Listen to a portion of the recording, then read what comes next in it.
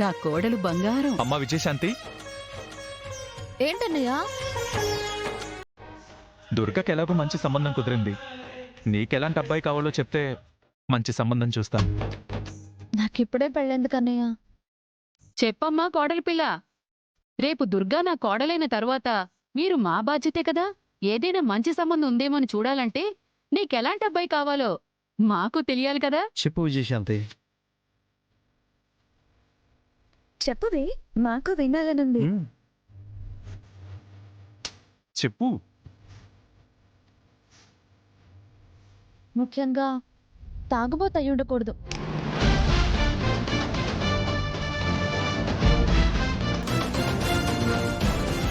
వీధి రౌడీలాగా అందరితో గొడవలు పడకూడదు.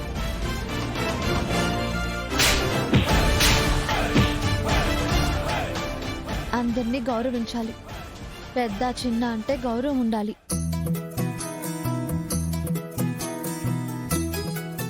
నన్ను ఎలా చూసుకుంటాడనే దానికంటే నా కుటుంబంతో ఎలా ఉంటాడనేది నాకు ముఖ్యం.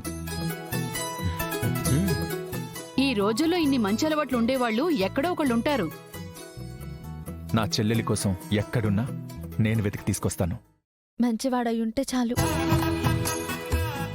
కన్నవాళ్ళని గౌరవించేవాడై ఉండాలి.